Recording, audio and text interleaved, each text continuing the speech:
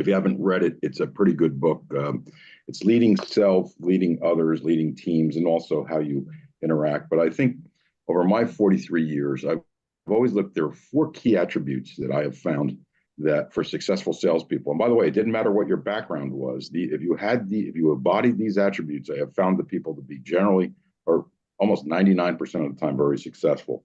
One is, and I'll let Michael and Robert speak about this after I'm done. One is positive mental attitude. Okay, you hear about PMA, but not just a positive mental attitude. That means your ability to get along with others and be likable. Okay, and in this business, I have found in sales in general, in this business, this is a sales business, if people don't like you, they're probably not going to want to do business with you. Okay, so that positive attitude reflects in a lot of other aspects, but also a little bit, we'll talk a little bit inside your head.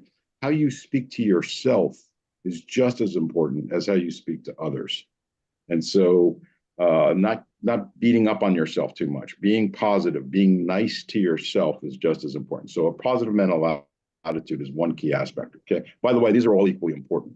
The second one is grit, persistence, the ability to overcome obstacles, to keep going even when you're down and out, but also to know when to stop. Okay, there's that aspect to this too. So there's the grit and the persistence that you talk about. The third is core values and ethics. Okay, and that is being true to yourself and honest with yourself. Again, this gets into a little bit in the internal discussion.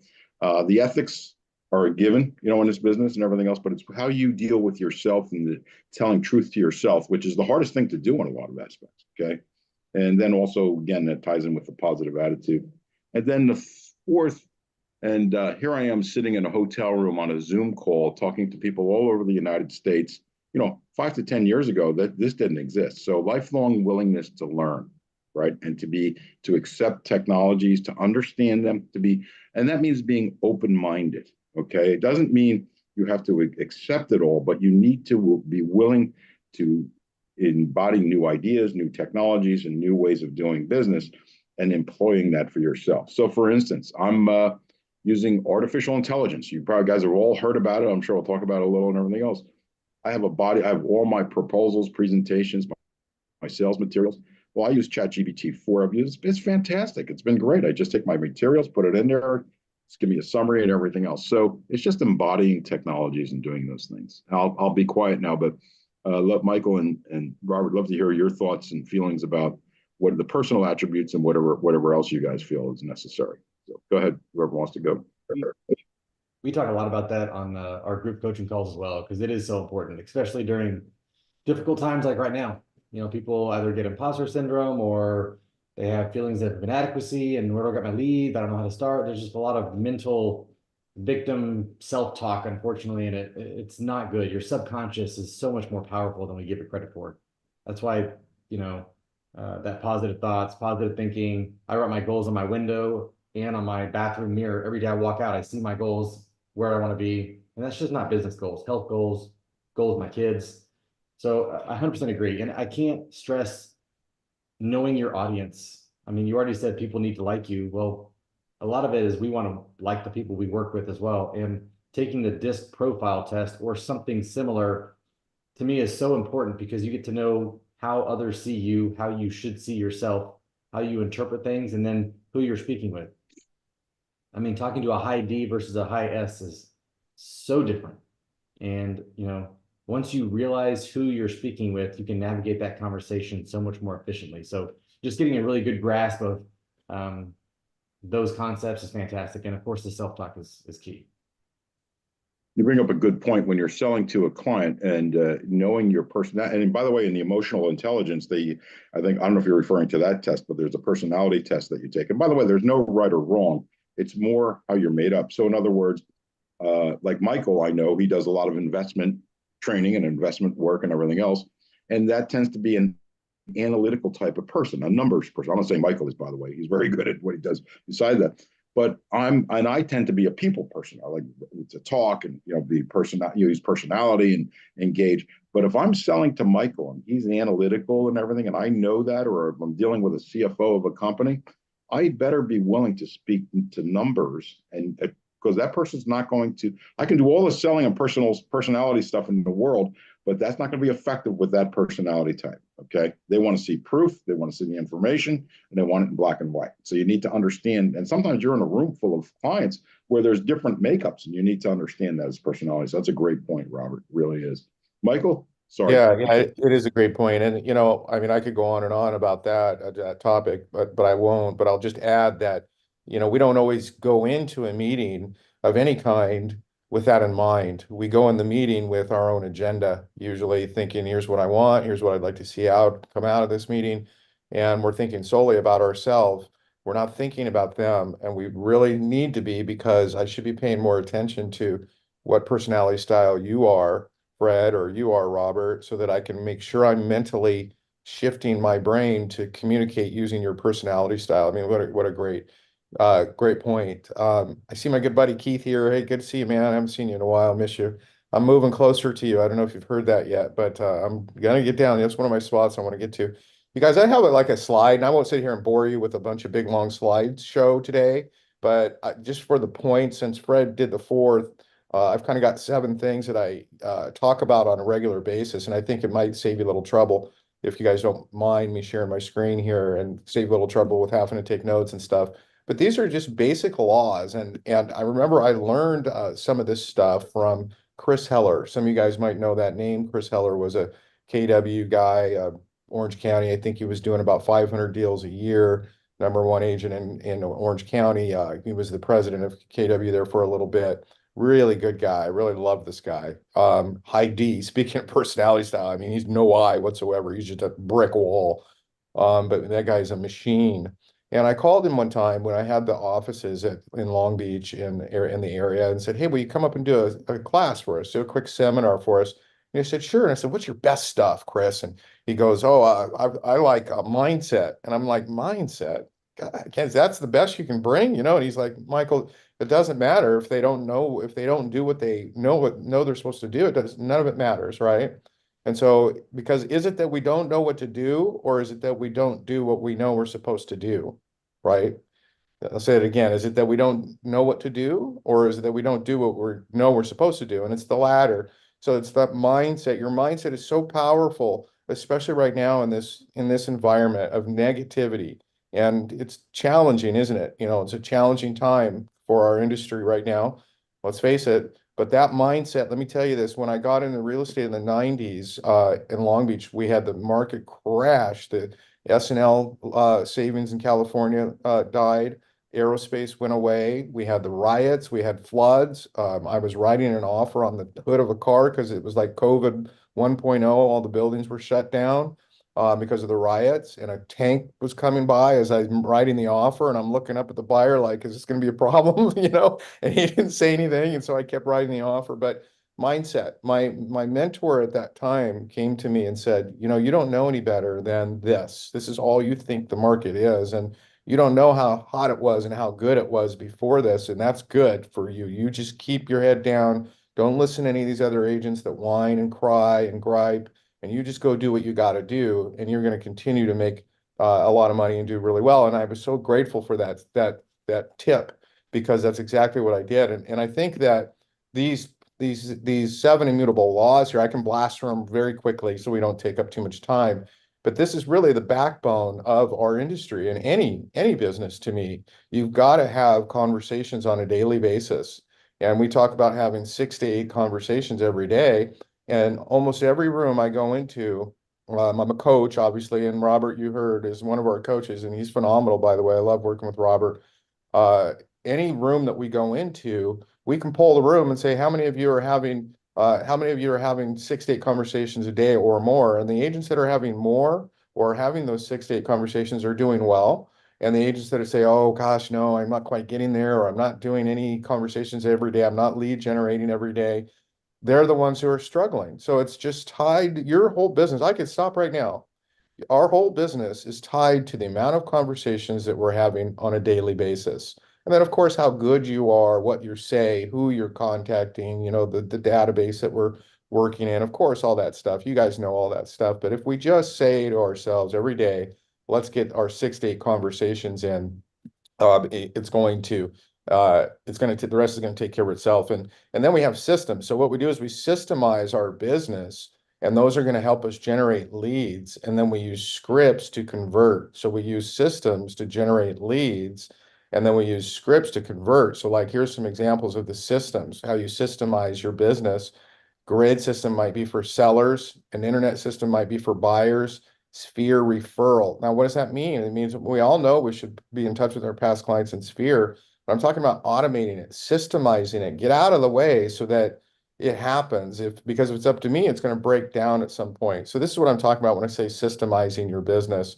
And then you just drop in these different sources of lead gen into your system, and then you automate it so that it's happening on a regular basis. And that's what we're talking about here. So I'm just kind of zipping through this, you guys. And then a budget, we want to have a budget of 10% of our desired GCI.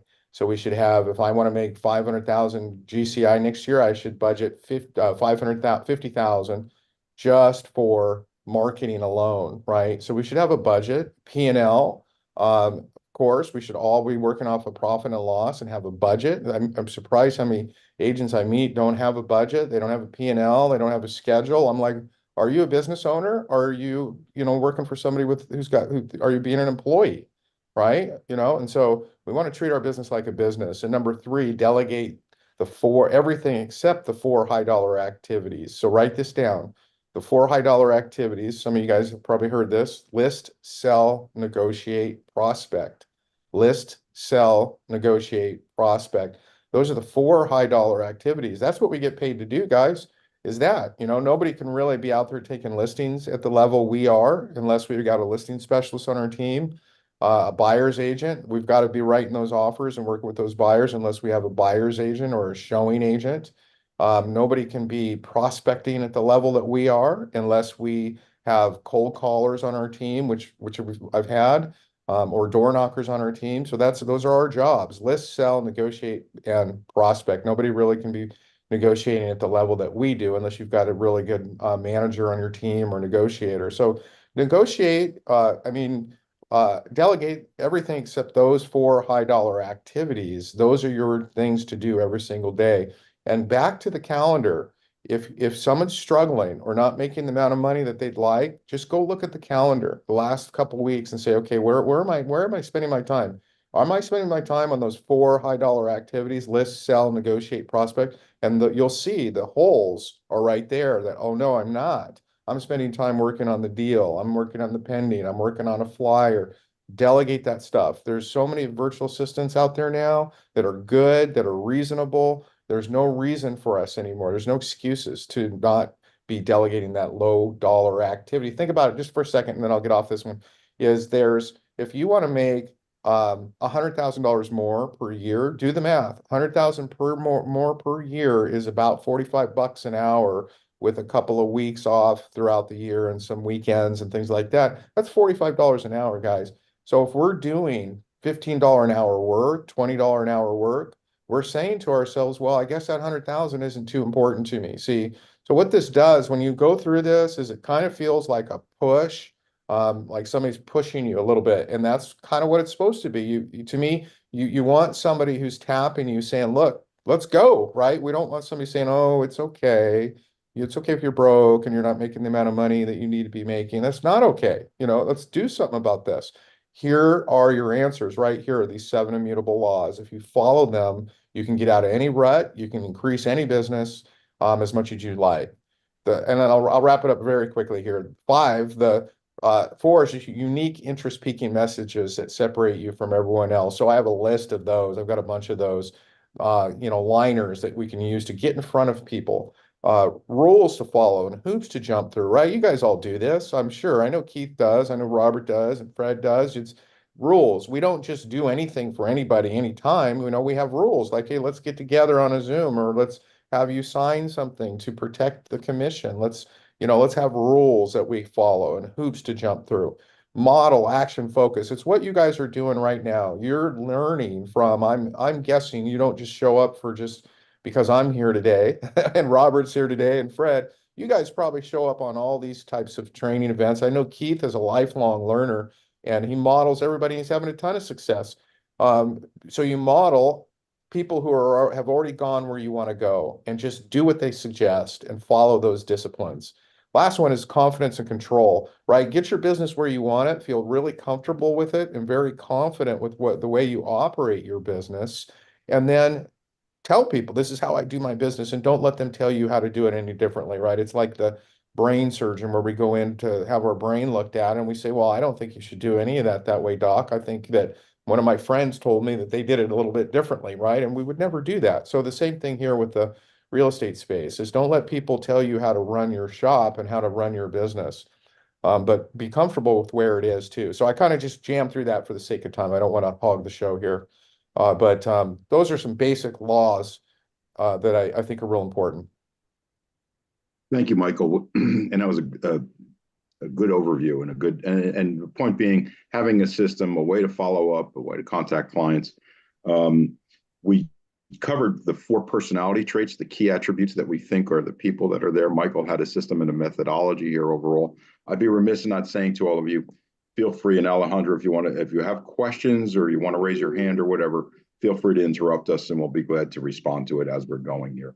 Because we all get on a roll. As you can tell, all of us like to talk and we all like to, we could, which is great though. Okay. But anyway, feel free to raise your hand and ask questions. Okay. Robert, anything you'd like to add to that, to what Michael said, or Yeah, I mean, he touched on a lot of different points there. I mean, when I'm talking to people, especially when they're struggling, Michael's right. What have you been doing? And most of the time they already know what to do. They just need an accountability, someone to kick them in the butt, which is tough being an entrepreneur because unfortunately, most people actually aren't an entrepreneur. They're actually an employee who happens to have an LLC and call it a business because they don't have a business. If they get hurt, there's no more business. With that, and then on the follow-up stuff, I cannot stress the FU money I tell people is in the follow-up. I mean, if you have 2,000 people in your database, you can't follow up with 2,000 people a month. You need some automation to get your name and your face back in front of them. And he said, talk to 6 to 8 people. I'm almost right there. I tell people, I don't want to kill you with 25 or 100 like Eminem. Go talk to 5 new people a day and ask for business. That's 25 a week, right? 100 a month, 1,200 a year. If you do that for 2 years and follow up every single month, if you don't get business and fail by accident, you get out. I mean, just run away. Uh-oh. we lost Robert there. All righty, he'll come back in a second, so we'll pitch in while he's doing there. But I think to pivot off the point that Robert was making, and let me take a step back from this because for those of you new to the business, there's really and gearing up salespeople always have done this throughout my career and myself included. There's 3 levels of knowledge that you need to have to be successful in this business. There's market knowledge, which is understanding everything about the marketplace, demographics, zoning, approvals, all the things that impact the value of real estate, except for real estate. Okay. There's having that knowledge. Okay. There's product knowledge. What is the product group that you're now? If you're a generalist, and it means you're in a pretty small market, but what is the product knowledge that you have? Meaning, are you an office broker, industrial, retail, multifamily investments, all the different things? Understanding that product line, particularly if you're in a larger market, it's knowing a market or a geography and working your way out, okay? And then technical knowledge, which is the language of the business. And that's negotiations, legal, all the different things. So product, market, and technical. Why am I emphasizing knowledge first and investing that in your mind? Because that gives you, particularly if you're gearing up or you're getting going, that gives you the confidence to do the different elements that Michael and Robert are talking about here, okay? Because all of us have started out in a business by having superior knowledge, then you can apply that to the client. It gives you confidence, okay? And then I have a system is actually called the 3-9 model, and it was developed when I was at CBRE way back when. And what happened was, believe it or not, when I started at CBRE, there were only 33 offices in the United States in 1980. And by the way, my first year in the business, interest rates were 18%. So I'm dating myself a little bit here, okay?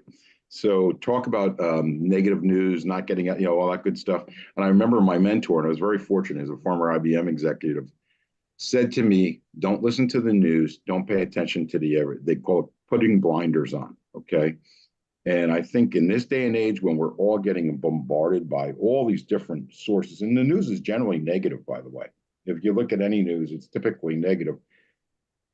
You don't need to, you want the weather, look out the window, okay? You know what I mean? Like, you don't need to have all that information coming into your head because it creates a negative atmosphere. So I'm not saying you shouldn't be aware of what's going on in our industry and the clients you have in the businesses, but getting totally deluged with this doesn't necessarily help your mental attitude for all of us, I might add. Okay.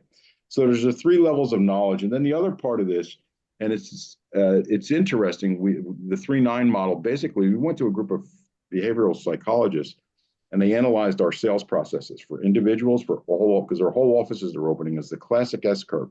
You fill the pipeline, you get your clients, then you win your clients, right? And then you fulfill the business. And as you're fulfilling the business, nothing's filling the pipeline, right? So it's the classic S curve in sales. A lot of industries go through this. And a 3-9 model, and you can write this down, it's going from left to right, 3 boxes. You're always sourcing the business. The pipeline's your lifeline. That's what Michael and Robert have been talking about. You're converting the business, which is the proposals, presentations, the relationships, the things to develop, the follow-up that Robert was talking about, and then you're fulfilling the business. And those 3, source, convert, execute. And by the way, this is a teaming model. I've run my teams, and this is right out of CBRE's playbook, by the way. Okay, so I've been using it for over 40 years. Source, convert, execute. Okay, and the skill sets required in each one of those boxes are different. Okay, so fulfilling of the business, that's doing the deals we're talking about here, is a whole lot different than the sourcing. Okay, believe it or not. Now you need to know that part to be able to source effectively. So they pivot off of each other, and deploying yourself, whether you're a local office, regional, national, or global, you're basically going to be doing that. Source, convert, execute. Your pipeline's your lifeline. That's that first group. And so if you're asking me where I spend my time, money, and effort, it's always in that pipeline, what Robert and Michael were talking about there. Robert, we lost you a few seconds ago there. I don't know if you're back on, if you can hear us all right. So go ahead. Yeah, hey, real quick before you flip it back. So I know, Robert, I know we're going to go back to you with the follow-up. We have such a great point. I just want to blend in, though, add that, you mentioned to be careful about watching the news so much, right, and all the time.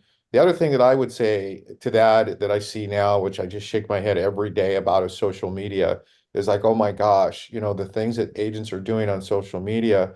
And remember, people are watching you folks, not you guys here, but, I mean, just look at what a lot of people do on social media, whether they're debating, arguing, fighting, getting vulgar. I mean, you name it. I've actually seen now, there's some new laws going around. There's some new rules with NAR. So if anybody has any residential type of backgrounds and they're affiliated with NAR in any way, you got to be careful about what you do on social media, because there's rules about it. And I've seen people get in a lot of trouble for just me saying something to Robert that somebody thought was offensive, right? So be careful about that. Just be careful about social media and what you're putting out there in general. So, but getting back to the follow-up, I think it's such a huge topic point you were making, Robert. So go ahead. Where did I get kicked out? You were just finishing up on your follow-up. So yeah, and you got a little louder. Your volume's got to go up a little bit. Right? Oh, yeah. I think, the follow-up is such a big thing. That's where all the money is. I mean, because if we're calling 100 people a week, 100 people every month, the likelihood of more than 1 or 2% needing or knowing someone who needs something this month it's low. It's almost like internet leads, right? You get 2-3% conversion rate. Well, it's probably about the same. So the only way to get that business over the long haul is keep the follow-up. I can't tell you how many millions of dollars we've closed 14, 18, 24 months later, where they resurface and want product. So yeah, the follow-up is where it's at, but you got to put the legwork in day one. And I will mirror what Michael just said, that the news and the social media stuff. Luckily I'm not part of NAR, so I don't have to worry about any of that, but I think it's good and bad. People are being nonsense. I think people think they can be influencers and make money being an influencer instead of selling real estate. So they drop the professionalism and the ethics, so to speak. And a lot of them think money follows attention, which it does, but they're getting the wrong kind of attention on social media. And the only good side of that is if you do it well and you're your true authentic self, you will attract your tribe. You will attract the people who want to do business with you. You will attract the people who will like you. So there's a tasteful way to do it on social media, but far too many agents are just looking for that attention. And I think applying that knowledge we were speaking about earlier, in other words, your market expertise, your information, putting it out there, you give to get, right? And if you give something to people, it's there. I will also say to you, to the point about follow-up, we call it the 5 touches. You generally, 80 to 90% of sales are made after the 4th or 5th touch or contact with a client. And there's proven statistics, it's been here for generations, that most salespeople, 2/3 of them give up after the third touch. The fourth touch, it's 80%. So in other words, it's having a system in place, a CRM system, Michael's and Robert's type of system, whatever the system is, applying that over time. It's consistent, persistent contact with the market over time. Again, we're speaking to a lot of things here that are a lot of you know already. Okay, so there's no big secrets here. Okay, this is not, we're not giving you the keys to the kingdom, so to speak. I will say on the conversion side, so there's the sourcing, conversion, everything else. If you're more senior, and for the senior level people that are here, working on your presentation and proposal skills. I used to go into our offices, and I was always big on that with the intermediate and senior level salespeople, is being in the arena. And I was always amazed sometimes, like, just because you've been presenting the same way for the last 2, 3, 4, 5, 10 years, it may be old, it may be rusty, or you're doing it the same old way. So developing and honing those skills is extremely important. Okay, this medium we're on right now. Okay, I've probably over the last 4 years, and I do corporate services work. I have 3 businesses. I have coaching and counseling for senior level people, and then corporate services, multi-market occupier representation. I have a team that we do that type of work. When you're on a call like this, you have about half the time that you would have if you're in a room with a client. And I'd say about half my business development calls now are what used to we call first round meetings, which is eyeballing the client, getting in the room with them and everything else. That's kind of flipped now, where a lot of clients want to do the Zoom call and then get in the meeting with you. So it's a very different world, at least in my world, than what I've been doing. And my point is, you need to get to the meat fast. You got to get there quickly, and you got to jump off quickly. Okay, on a Zoom call, you're about half the time you would have in a face-to-face meeting.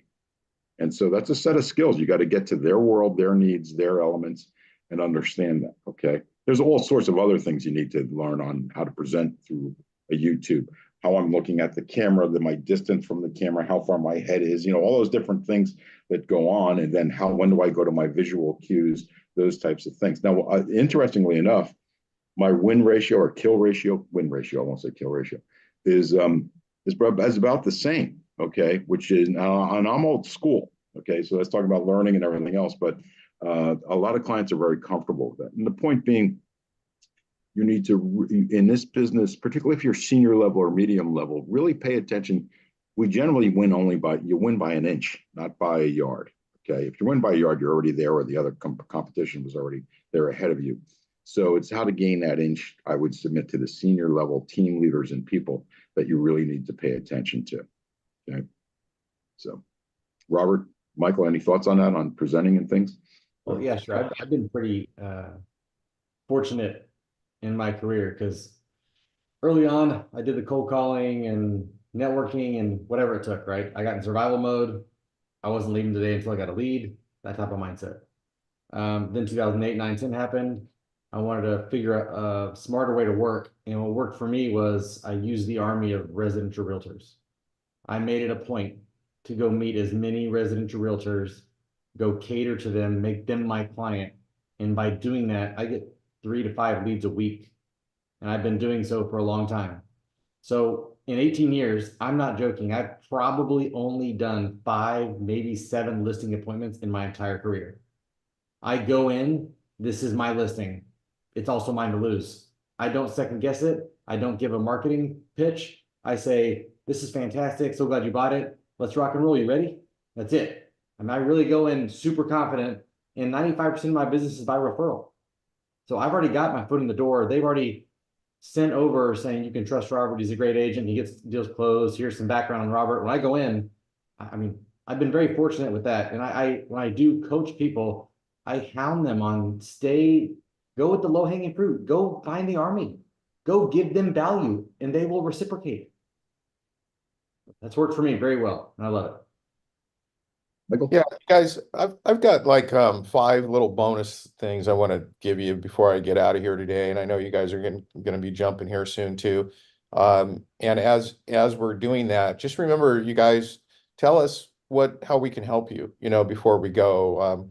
I know there's different ranges of expertise here, and so some of you guys are doing very well, and just here to learn a little bit more, and some of you might be new. I mean, I don't know.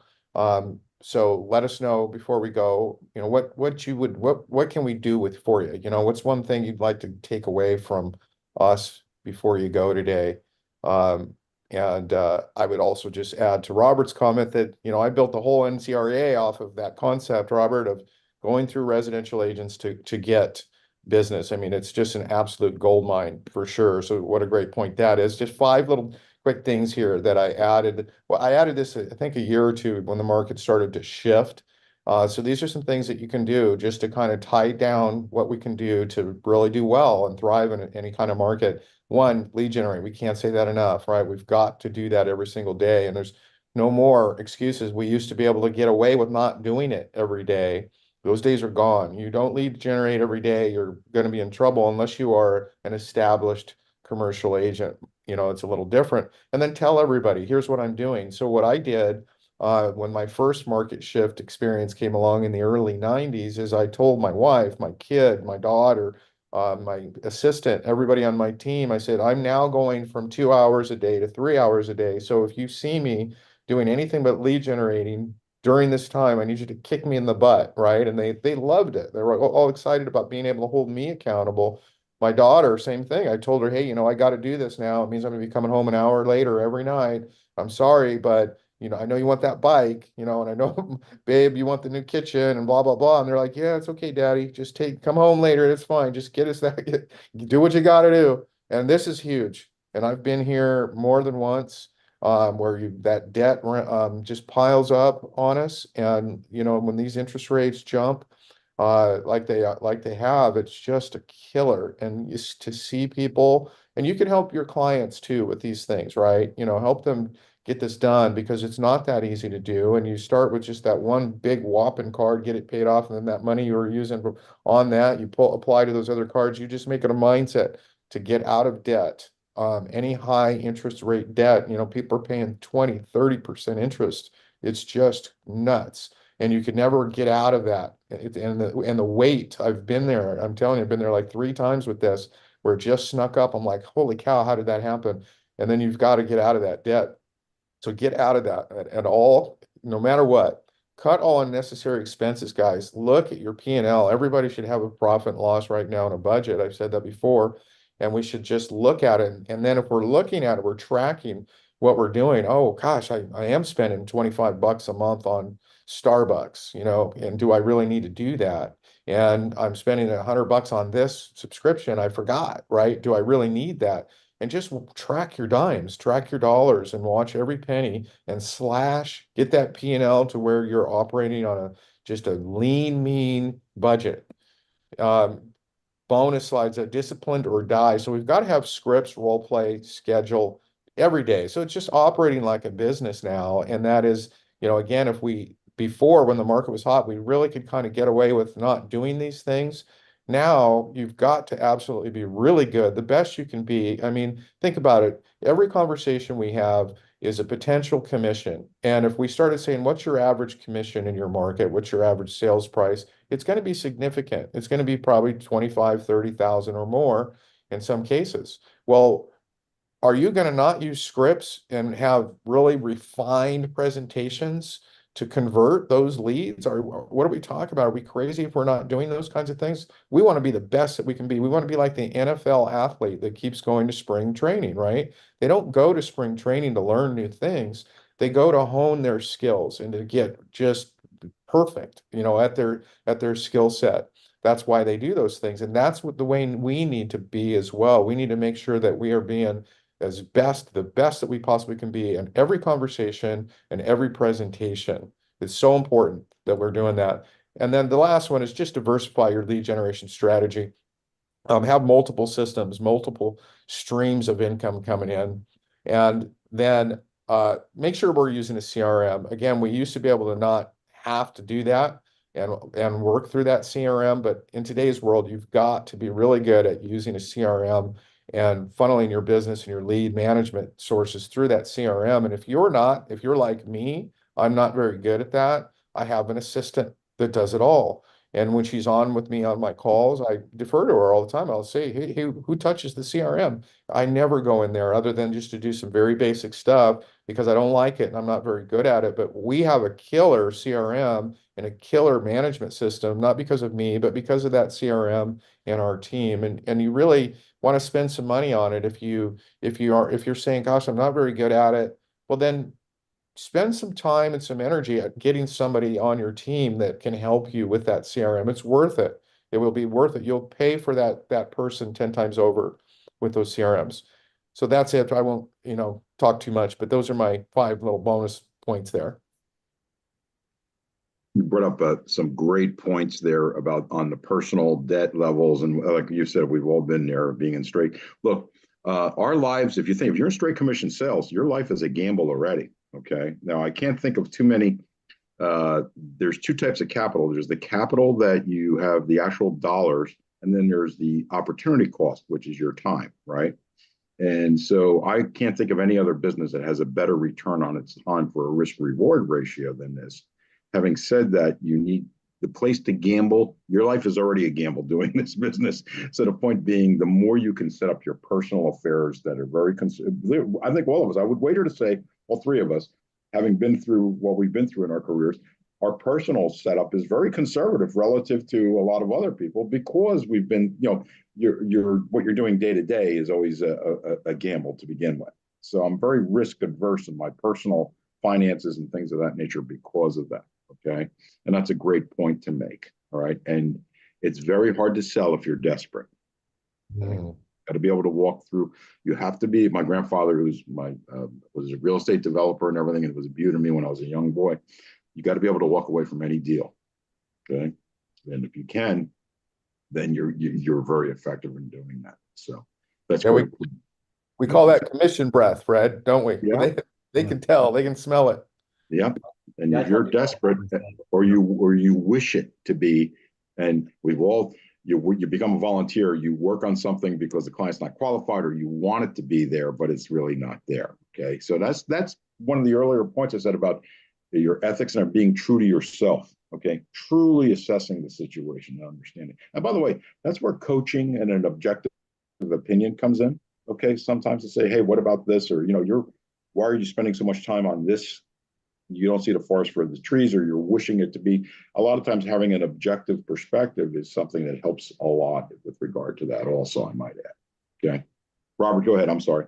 No. I was just going to say along that point, when I do tell people this is the easiest big money you'll ever make and the hardest no money you'll ever make. That's a great quote. I like that. So that's wisdom right there. That's pretty cool. Before we go on, let's open it up to the group. Are there any questions, thoughts, things you guys want to add, things you want us to address? You have us all here, so feel free. Anybody have a question? And you have to unmute if you want to do that or anything else. So.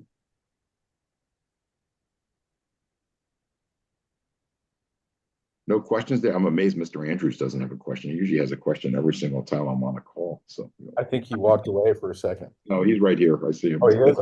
Okay. I love that shirt, buddy. Thank you.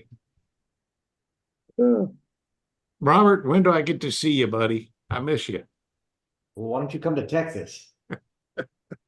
We're a better state. I don't know. Hey, Keith, I'm going to be doing a 3-day during that September date that you threw out there, but I appreciate that invite, and Okay. I'll be closer. So next time around here, I'll be popping down and joining you guys, and I need to network more with you. So because it's a whole new planet over there. So I'll be doing some of that, and I hope you will be patient with me as I slowly get there.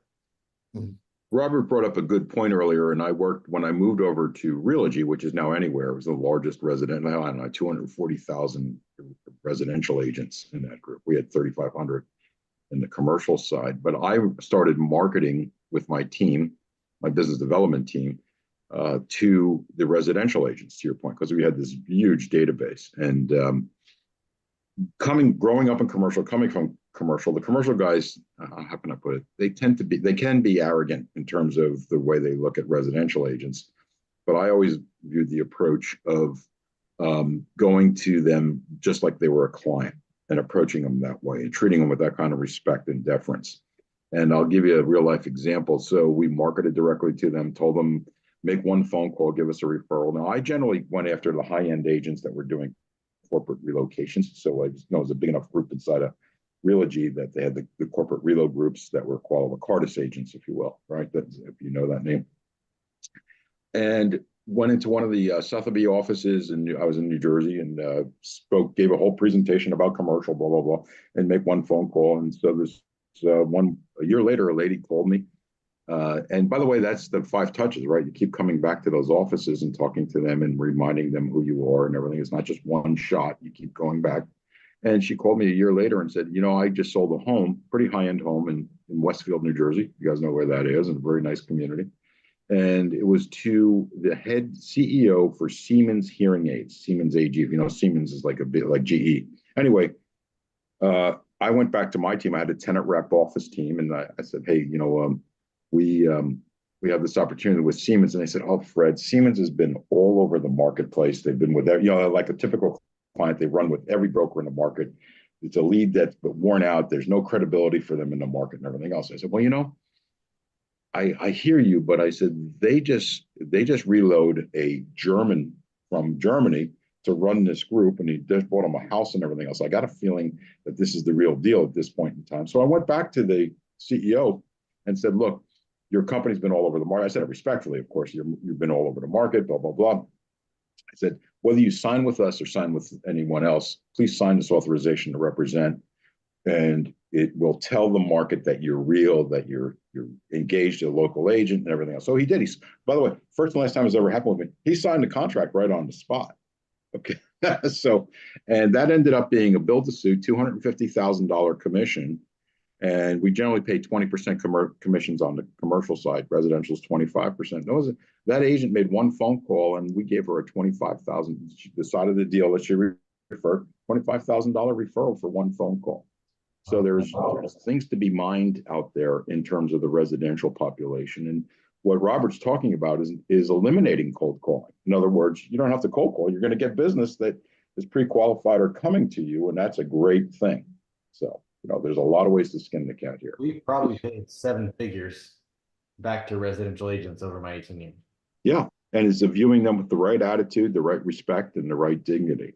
So, I mean, the last 2 years, we've had an agent make 6 figures on one referral. Yeah, it's amazing. Yeah. So, You guys just adding on, I mean, I've done a lot of that. I've done classes. They, obviously they eat that up, they love the classes. Marketing. I would take a newsletter that I did, and I had a big 8.5 by 11 color newsletter, 8.5 by 11. So, it's a big newsletter that trifolds. And then I made that black and white, and I would mail those in the color ones to my grid for listings, but I'd also mail about 2,500 a month to real estate agents, and they would get these newsletters from me, and they started thinking, wow, look at this guy, right? So they knew me as a residential agent. In the beginning, they knew me as that only. So they were getting my newsletter going, well, I thought you're residential. Do you know how to do commercial? So when I started putting deals in the newsletters that are just listed, just sold off market, none of those were mine in the beginning, by the way. Those were other agents. So you can do that stuff. Just follow your rules, what you got to follow wherever you are. But you can do that stuff. And then I started getting them, and they started realizing, wow, he's actually doing these deals, and we know him and we trust him, but we didn't know he could do the deals. So now they started referring lots. So it's a great way. You can actually market to them as well. But I see that Keith has his hand up there, and it looks like there's a question or two in the chat there. So. Okay, let's go to it. Me? Hey, Michael, you Hey. made a statement when you were going through ended up 6 points, bonus points. The one statement you made was, be prepared, any conversation you have could translate into commissions or business, correct? You made that type statement a few minutes ago. Yeah. I was just going to give one example real quick. Memorial Day weekend, I went to North Georgia. My wife and I stayed at a lodge. It had a winery as well. Woke up Saturday morning, go down for our first bed and breakfast, gourmet breakfast, and the gentleman was there. We met the wife the night before she let us in. And he says, Keith, what do you do? I said, I do commercial real estate. His next phrase was, we want to sell this place. Can you help us? Oh, wow. And then I was with him for 3 solid days because we were there for that long weekend. And it is, we have it listed. It's out there on EXP, and it's a winery and a lodge, and 4.7 million is the offering price right now. So just, it's crazy. Minding my own business, you know? Right. What a great story. I mean, it's so important. Well, if you One of the, go ahead, I'm sorry, Robert. if you do love this business like us three do, we've been in a long time. I don't care where you are in the country, the world, everywhere I go, I'm looking at land, looking at hotels, looking at office buildings. I wonder what that lease is for. I wonder what that could sell for. I wonder if I have any buyers for this. I mean, it's a natural occurrence. And if you just start having conversations, people can tell you're passionate about it, and you're going to get those leads like that. It's fantastic. And sometimes an opportunity comes to you in the form of a challenge or a problem, right? We're in the problem solving business. So a lot of times what looks like a tough situation, that's our job, is to solve that. So it's your way you're looking at things on behalf of a client. One of the questions here is, what CRM are you using that work best for commercial real estate? I'll give a general answer here because there isn't any one. It's the system that you can use the most and rely on the most, that you tap into the data, whatever you work from. Yes, and I've used, now I will tell you, it's as simple as, sometimes you're in the Microsoft family, Microsoft SharePoint or Microsoft Teams. There's different, my one team, we use the Microsoft family, and we actually have client reporting. We do everything inside of that, and it's pretty easy and flexible. Okay, so it's whatever system. I've used HubSpot, I've used Aries. I mean, you name it over my career. It's really not any one software, and you can avail yourself, and generally they give you free tests and free usages because they want to get you into their ecosystem. It's whatever you work from the best and that you'll stay with that is good. Okay, but I've used probably 5 or 6 different ones over my career. I don't know what you guys' thoughts are. I'm sure you have some thoughts on this too. So Yeah, I have as well. I think right now we're using Agent Hub, and we've used Sales Flare. We've used a bunch of them. Top Producer. But you're right. I think, Robert, I think I heard you say it's what's the best CRM. It's the one you're going to use. And Fred, you said it in a different way, but you said the same thing. And that's really the truth. And what I would do if I were struggling with anything right now like that, whether I was brand new or newer to commercial, or I was trying to figure out how to manage my CRM at a higher level, hands down, I would go find an assistant, a VA. If I didn't have a part-time or full-time assistant, I'd go find a VA for X dollars an hour, and I'd say, look, I'm going to hire you for 2, 3 hours, 4 hours, whatever a week. Doesn't have to be very much. And yeah, I'd like you to manage my CRM. And when he or she says, what CRM do you use? I want to use whatever I'd like to use because you're the one who's going to be using it. Now I'll own it. I'm going to have control, right? So that's the other thing about CRM, is these CRMs where they're broker controlled and owned. Ooh, be careful, because those things can change overnight. And so we should have control of our CRMs and backed up CRMs and things like that. But that's what I would do. yeah, and I think we're all in the same, cut from the same cloth there in terms of whatever you're going to use in the depth. The only piece of advice I'd give you, because I had a very wide-ranging database of clients that are doing corporate services for close to 14,000 contacts at different levels and everything, is make sure you have it in Excel and you can transfer and download the databases out of your prior system to a new one. And all that data and information goes with it. And that's challenging. That's not easy. But I mean, make sure that you have that capability and that ability. Okay, that's the only piece of advice. Having been stung by that a couple of times, where I've had to have an assistant come in and repopulate a lot of my different things and notes. So you just got to be cognizant of the flexibility of the system you're in case you move to another. Okay? Yeah. And that's learning things the hard way, guys. So Yeah, no kidding. go ahead. I have a coaching student that built the CRM, and I've had 2 of these coaching students that have done this, but one spent over $30,000 building his system. Yeah, and because he just wanted it to be able to do this and this and this and this. So, you can do those things. You don't need to do that, but I am seeing that a little bit more, it seems. And then the other thing that we all need to remember is that, you're going to see a lot of change with technology in the future, specifically real estate technology. Look this up. If you Google this, you'll see that over the past 5 or so years, there's been a massive increase of investment into real estate technology, 15 billion, 14 billion a year, where in the previous years, before the past 5, it was more like 1 billion, 2 billion. So think about that. It went from 1 or 2 billion a year to only most recently past few years, 15 billion. So people are looking at real estate technology and saying there's money to be made there. We want a piece. And it's why we're going through a lot of different changes as well in our industry. But just know that you're going to see CRMs, we're going to see all kinds of AI, we're going to see all kinds of new stuff coming our way. So what may be the best today is probably not going to be, a year from now. I would, and there's a question here from Rybo, best place for automation lessons. And I think, well, to your point, Michael, we'll make this our last discussion here. AI, data is the oil of this century in terms of wealth generation and everything else. But it's not just the data. Everybody can access it. I can sit at my desk and get most markets. I have CoStar, I have all the different systems. I can get market data on just about any market in the United States right now, okay, sitting at my desk. It's the analytics from that and how you distill and synthesize it. Clients have data overload, so it's how you distill it for the client at the point of sale to affect it. That's where the data transfer people, okay?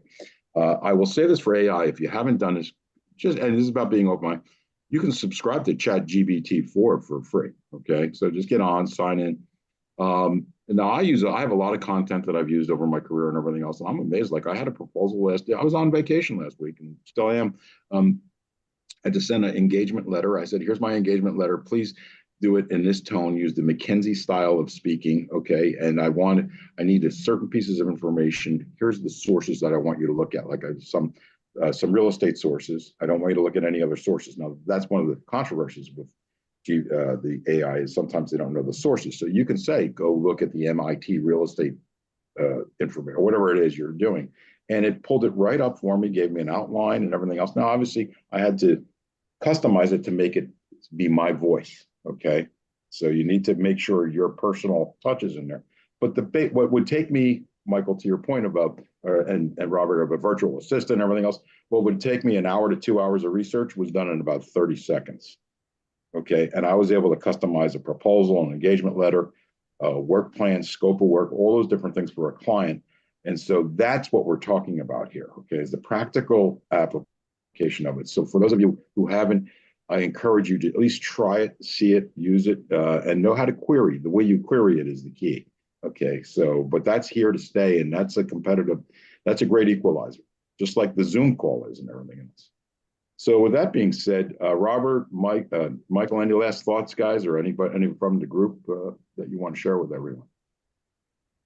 Well, I think for me, it's just follow a schedule and live by that schedule as much as you can. And what that means to me is be present, be in the moment. I have time where I'm intensely at work, and it's work time, it's lead gen time, it's whatever, work related things I'm doing time, and I'm very disciplined about it. And my wife would be the first to tell you I snap when I'm bothered during those times, right? It's like, this is my time to do these things. Leave me alone. Leave me the F alone, right? That's how serious I am about that. But then I also have time when it's, okay, this is fun time. This is family time. This is vacation time. I make sure I get those times in every year, every week, every month, whatever, to get a break, because I work hard and I focus during those work times, and that's the balance, right? And so, so many people just don't make time for themselves anymore, and they don't get vacations and time with their family, and they're just all work, work, work, and then you die, guys. I mean, that's not life, to me anyway. And so that would be my final thing, is just, be present, be in the moment, make sure you get a little bit of both and take them seriously. Yeah, you said that there's Robert? a while ago, I heard one of my friends talk on stage, and he said there is no balance. But the way he interpreted that was, when I'm at work, I want to be 100% at work. When I'm done with work, I want to go home and be 100% with my family. I want to shut it down. You see far too many salespeople take phone calls at 7, 8, 9 at night, at the weekend, step out of church, step out of whatever they're doing, because that needs to be more important than setting priorities. Like if I'm with my kids, I'm with my kids. Like work can wait. And if they don't want to work with me because of that, I'm okay with it. So setting Yeah, those you're all- boundaries to me is a healthy way to run a business. I mean, what other CEO does that? Right. Yeah, you both bring up great points, and we'll finish on that. Is the Seven Habits by Kobe, right? And so I remember reading this. Fortunately, early in my career, I had his tapes. That's how long ago I had a cassette tape in my car, so listening to. But one of the things he says, and talk about work-life balance, is what you're talking about, your family and everything else. And I can remember my kids were young and everything. And he said, you know, when you pull into your driveway, no matter what's happening at work all day, the problems, the issues, this is my most important part of my day. You know, is the people that I work with, my family, my friends, and everything. And these, I'm going to give them all my attention, my love, my understanding, and everything else. And I know we're getting personal here, but that's important that they're your support system is an important part of this business as the business itself. And so being in the moment and being with them is a very important. You can reach all of us. By the way, just to finish up, Michael, Robert, myself, well, I think they're going to post our email addresses. My cell phone's 908-377-1616. If any of you want to reach out, Michael and Robert's businesses, they'll be posting here. So with that being said, I want to thank all of you for your time, and we look forward to working with you. And anything you need from us, feel free to reach out. Thank you, guys. Appreciate it. Okay. Thank you for having us. Robert, Michael, take care. Bye-bye. Have a great weekend. Bye-bye.